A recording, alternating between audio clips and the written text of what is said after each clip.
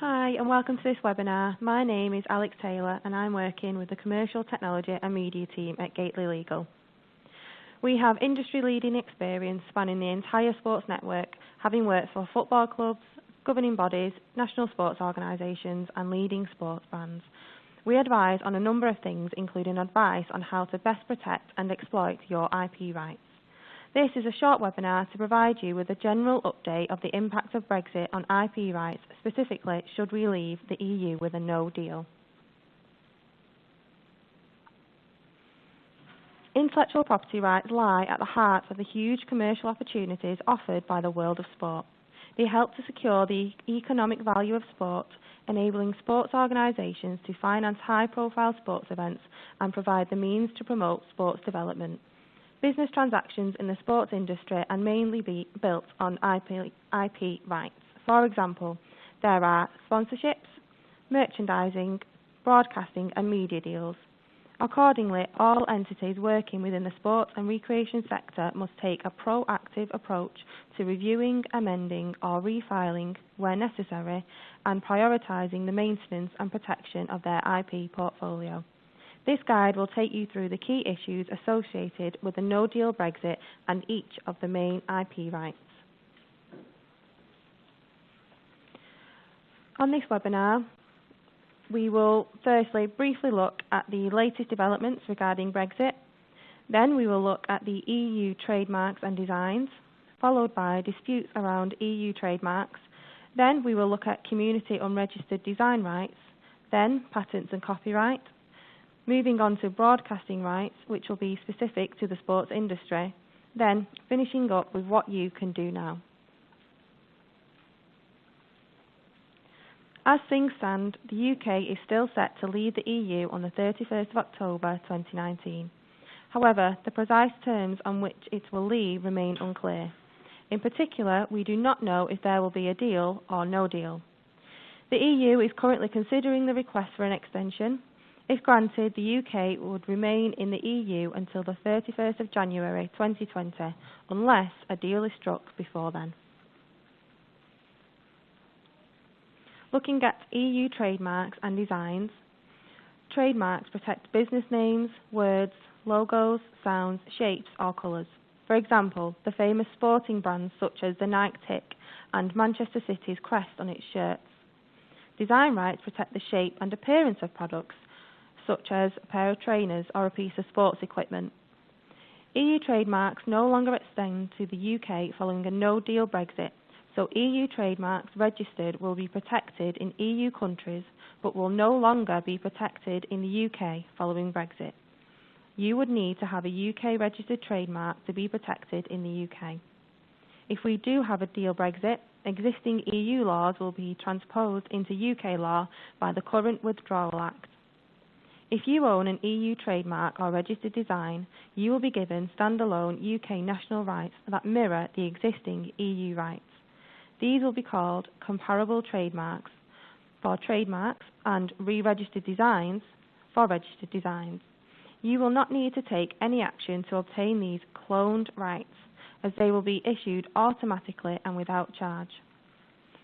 If you have an EU application that is still pending on the date of Brexit, you will not be granted a comparable trademark or re-registered design. You will need to refile pending applications in the UK, which may incur standard filing charges in the usual way. This will ensure that you receive protection in the UK. If you are a party to any existing licences, contracts or security arrangements that refer to an EU right, this will be deemed to include the cloned UK right also. So, if you have a licence to use another organisation's trademark or club logo, which is registered in the EU, that licence will still be effective because the UK will issue the cloned rights automatically, as they do with trademarks and registered designs directly. This means there will not be a gap in your existing licences and agreements, as they will automatically be considered to include the new UK rights. However, you may need to register licences and security interests within a certain period to maintain full protection for the cloned right. In practice, it may make sense for you to arrange for the licence to be registered as soon as the details of your cloned rights have been confirmed. Note that UK businesses can still apply to the EU Intellectual Property Office for an EU trademark for protection in EU member states. They will just not be protected in the UK like they used to be. So, where we originally only required one registration, the EU, we now require two, the EU and the UK. Looking at disputes, a no-deal Brexit will mean that EU trademarks and designs will not extend to the UK and will not be enforceable in the UK and remainder of the EU through a judgment from a single court. Following a no-deal Brexit, a pan-EU injunction will not be available in UK courts and separate litigation in the UK will be necessary. It will basically be more difficult to enforce EU trademarks. You may need to get an EU court judgment as well as a UK court judgment, as neither will bind the other. Unregistered design rights provide an automatic 3-year protection relating to the shape or appearance of products. However, this right currently only exists at EU level. If you have a community unregistered design right, then it will continue to be recognised in the UK for the remainder of the 3-year term and be known as a continuing unregistered community design. However, once the 3-year term has expired, so will your new unregistered community design. An equivalent UK right will automatically come into existence for designs published after exit day, and these will be known as supplementary unregistered designs. Essentially, following on from Brexit, the same rights will still be available in the UK, just under a new name. Patents and copyright, whilst not particularly applicable to sports, it is something you should be aware of. So, patents protect technical innovations and inventions. Patents in the UK are governed by national law and international, rather than EU, conventions, and will not be significantly affected by Brexit. Similarly, copyright protects photographs, art, words, software, film and music. A number of sports organisations, notably in the dance industry for example, leverage their IP by allowing others to use their copyrights in the dramatic, musical and artistic works that makes up a dance or movement. Again, as copyright is a national right, copyright will not be significantly affected by Brexit. The EU domain is only available to EU and EEA residents and businesses, organisations established in the EU or EEA. A no-deal Brexit would mean that UK parties are no longer entitled to register EU domain names. At the expiry of a compliance period, your domain names will be withdrawn if you have not demonstrated your eligibility. So you would need to demonstrate that despite being a UK party, you are also established in the EU or the EEA. So essentially, following Brexit, your EU domain name will no longer function and will not be capable of supporting your websites or email. If you are unable to retain that EU domain name, ultimately it could become available for registration by others. The government has published guidance for those with an EU domain name. You can see the link on the fact sheet for this webinar.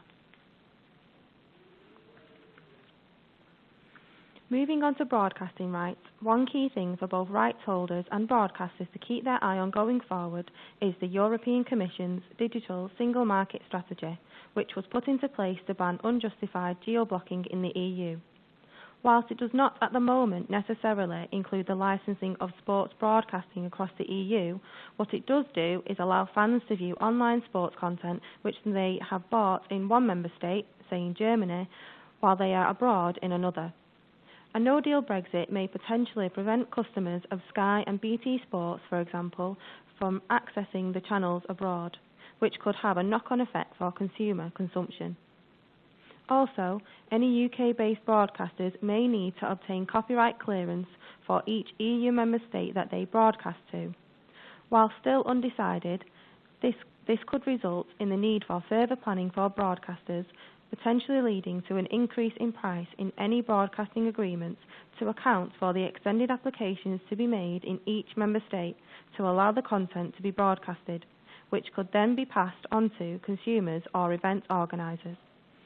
With little influence on the future direction of policy on the digital single market strategy, A no-deal Brexit could therefore have implications for rights being sold into EU markets. A no-deal Brexit could have an impact on what is known as the listed events regime. Such listed events include the World Cup and Wimbledon tennis, for example, which UK law currently states must be offered to a broadcaster whose service is free to air.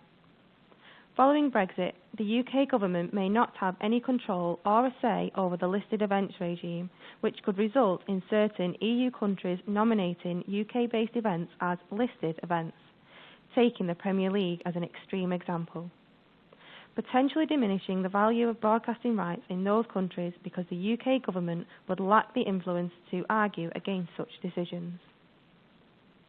Do now. You should review your EU trademarks and design rights and be aware of which rights will no longer be protected in the UK.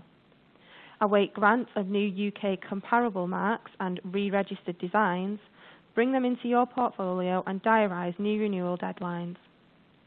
Review licences, agreements or security interests deemed to include the new UK rights and consider whether registration of any interest is required.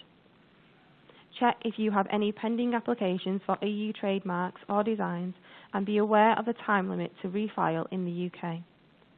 Review trademark disputes relating to EU rights, including oppositions, revocations or cancellations, and at the EU Intellectual Property Office, and be aware that they may fail if based solely on UK rights. Check whether you own any EU domain names and consider whether you can transfer them to EU or EEA group companies. If not, then be ready to lose those domain names.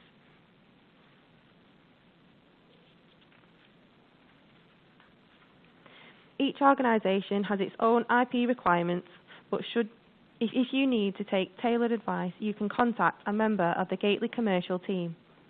Specifically, you will see the contact details of John Buckby on this slide. The associated fact sheet for this webinar is available on the SRA website.